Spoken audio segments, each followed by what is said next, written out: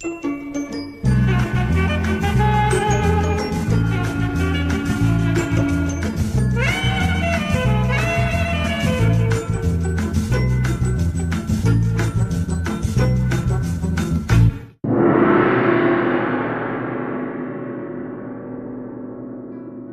I'll skip the boring bit in traveling from Indiana to the West Coast, Los Angeles.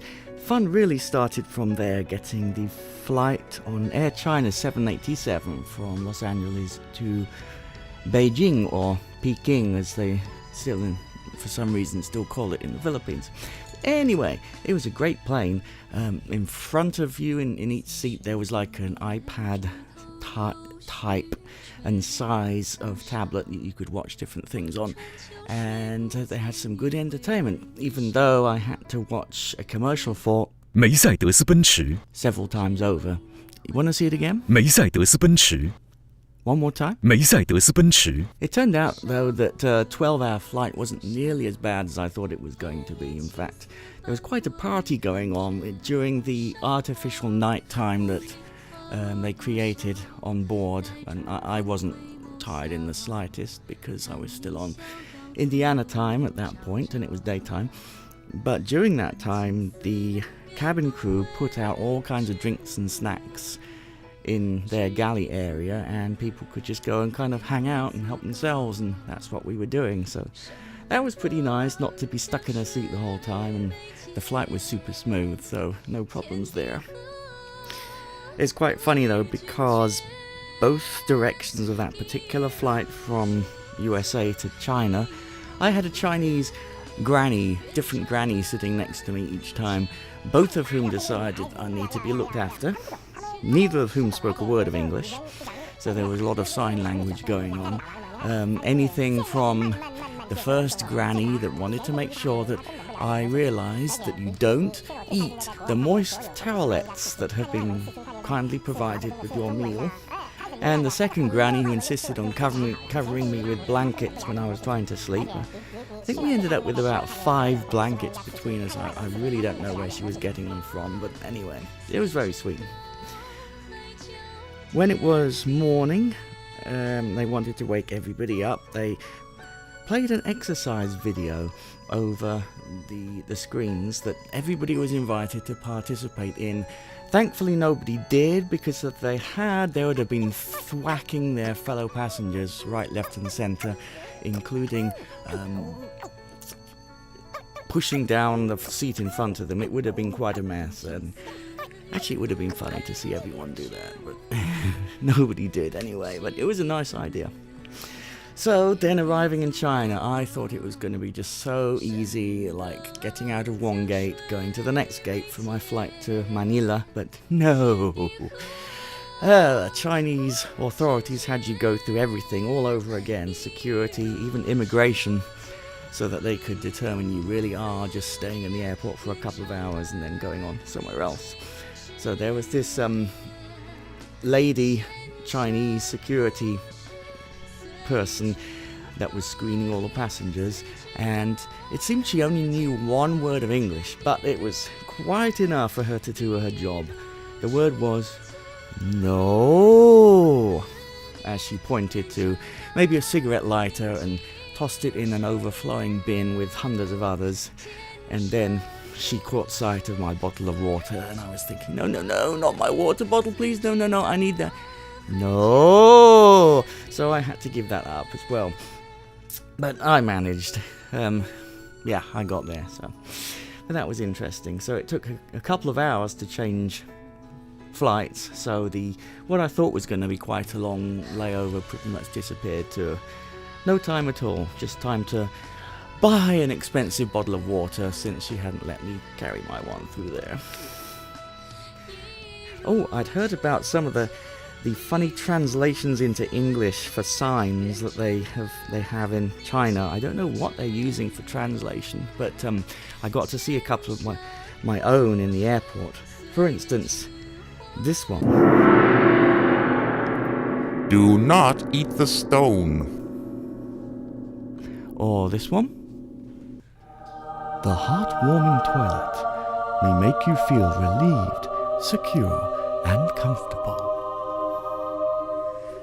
Just think about that next time you're in a gas station restroom. I did have time, actually, now I think about it, for a meal in a restaurant. It was actually a Korean restaurant, staffed by Chinese people. Now, this is where I got my first warning. I'd had Peking duck before, but never quite like this. Never the entire duck with its head looking at you. I didn't order that one, by the way. I ordered a smaller portion of duck that came just as us Westerners like it, not looking at all like the animal from which it came. But I was going to have to get used to my food looking back at me, I discovered. Then it was a pretty straightforward 5-hour or 4.5-hour flight to Manila in the Philippines. And after about 2 hours in the line for immigration, I finally met my gracious host, Princess. By the way, that's quite a common girl's name in the Philippines. And it was a very interesting few days in Manila. One of the first things I learnt was that the lane markings on roads are purely for decorative purposes. It was incredible to be in a cab and watch the driver create a new lane by driving between 2 lanes of cars, and there were 5 lanes now instead of 4, and then when the lights turned green there was just a chorus of honking and everybody sorted themselves out and off we went. That's just how they do it. The hotel itself was really nice. In fact, I tend to choose my hotels based on the quality and quantity of the free breakfast, and this one didn't disappoint at all. It was mostly traditional, as you might say, Filipino food. Very yummy. Well, I was a little disappointed with what I thought were these fancy desserts when it seemed they were just different varieties or flavours of flubber. I couldn't get them off the roof of my mouth. But yeah, it was great. Here's a few more pictures of the hotel.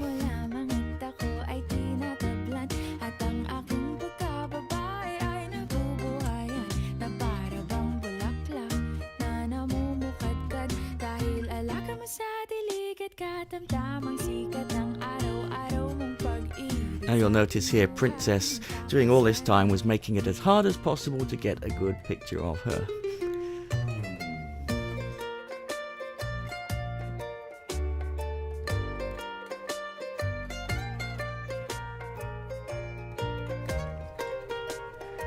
So a couple of days later, off we went to Calapan. Firstly, about a 2-hour, 3-hour bus journey down to Batangas, where the port is. And we kept getting vendors come on the bus and offer to sell us things, which was really nice. I bought a huge bunch of grapes for like next to nothing money and stuffed my face on those the whole way. So then we had the ferry, and then arriving in Calapan, it was a tricycle ride to get to Princess's family home. Now, tricycles are really great. I will miss being on those. You can get a fare pretty much anywhere around town for 10 pesos, about 20 cents. They're everywhere, so if you want to go somewhere, you just kind of leave where you are and start walking in the approximate direction, and before you know it, a tricycle will come down and they will see that you're walking and ask if you want to ride, or you can flag them down and they'll take you wherever you want to go.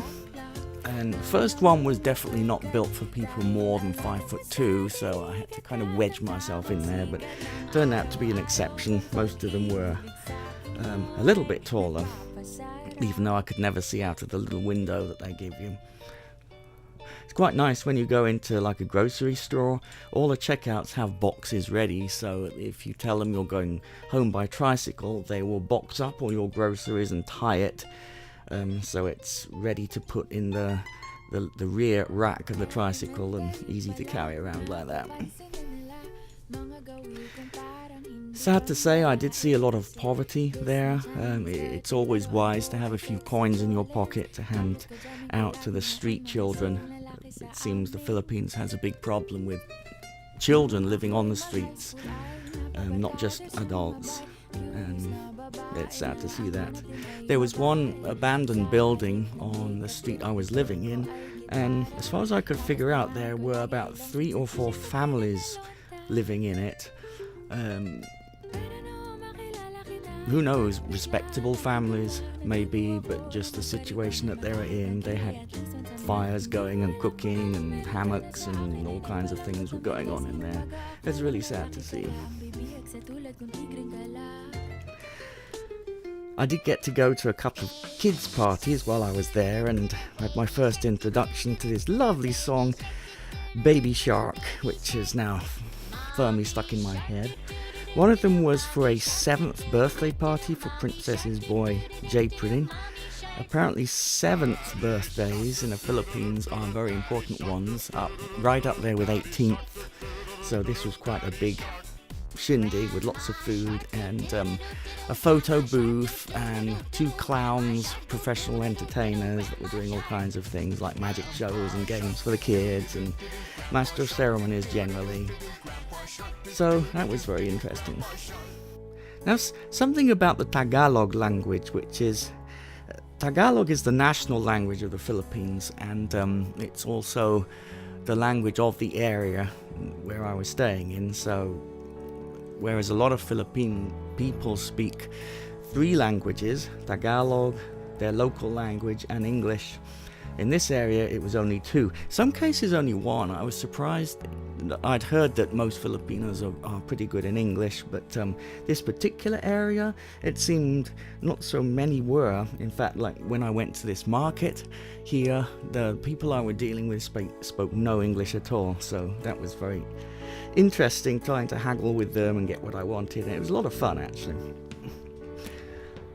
What I found interesting about that is because English is the official language of the country, due to it having been under American government for quite a number of years, you'll see most of the signs around are written in English, even though the majority of people probably would not consider English to be their first language, certainly,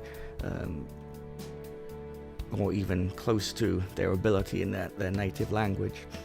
And very often, as you see in this example, they didn't quite get the translation right. Okay, I'll give you a minute to see if you can spot the mistakes. Now in the Tagalog language, it does always sound to me, well, it sounded to me anyway, as if they were always mad at each other. And I think it's because it's a very staccato language, and you can kind of see why when you look at the letters that are included and are not included in Tagalog. A lot of the soft sounds are not used, so it can be a very hard kind of sound, even with 2 vowels together, which in English we will typically blend into what they call a diphthong, like I.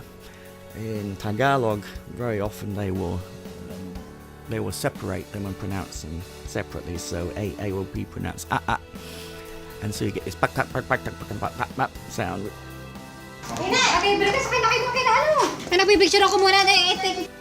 To me, often sounded like a chicken.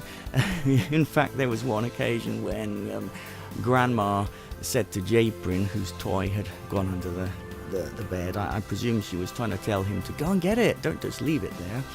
And I'm sure that she said, "Puck, puck, puck, puck." And he seemed to know what that meant. He scrambled under the bed. So, yeah, it does sound a bit like a chicken sometimes, and it's certainly this staccato sound. It's a very interesting language, though. Now, here's a look around some of the things I noticed about the house I was staying in.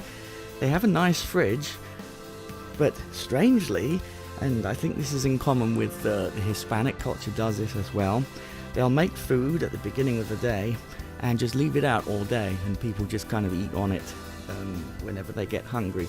So food, typically, prepared food doesn't go in the fridge, it just stays out the whole time. But I didn't get sick, so I guess it's okay. What else? I noticed that houses out there have a lot of hard surfaces. There's hardly anything soft. For instance, no carpet. Instead, the floors are all tiled.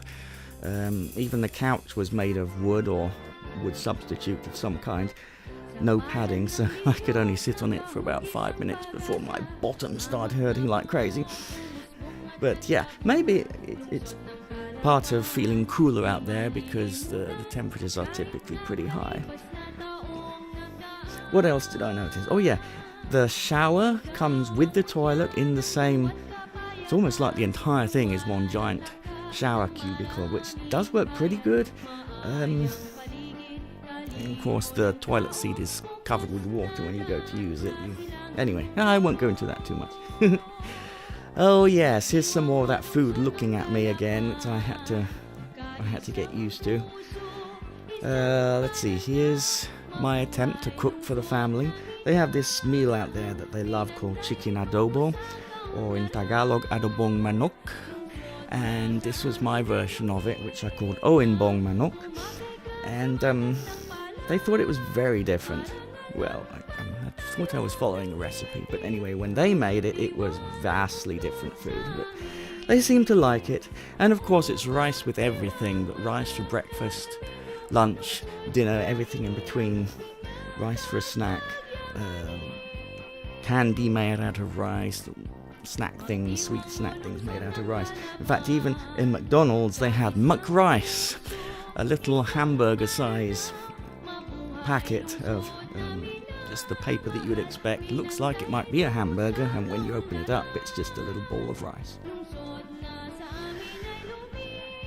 I actually felt pretty safe in the Philippines, and everybody was telling me, be careful, be careful. But there were security guards everywhere. For instance, when I went to a bank to get some money out, there were 3 armed guards at the door and kind of watching me. So never had I felt so safe at an ATM. Even here, this is a cake shop. It had a security guard.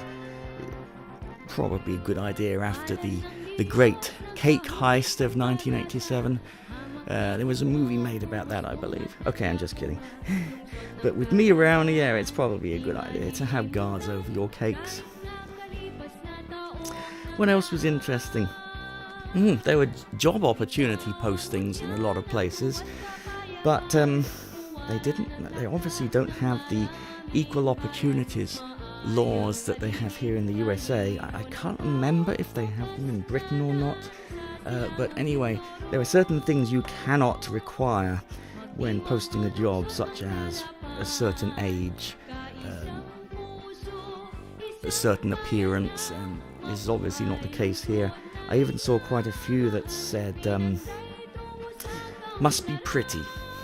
And it wasn't to be a model or anything, but to be fair, it was a customer service type thing, so I thought they thought it might entice customers in, but still not the kind of thing that you can require in USA. But different country, different rules. There we go. I will leave you with a few more photos that I took or someone else took about different things, and yeah, I enjoyed my vacation very much. It was certainly an eye-opening experience, learning how different cultures do different things, and yeah, a lot of stories, a lot of memories that I won't forget. So here are some more photos to finish off with.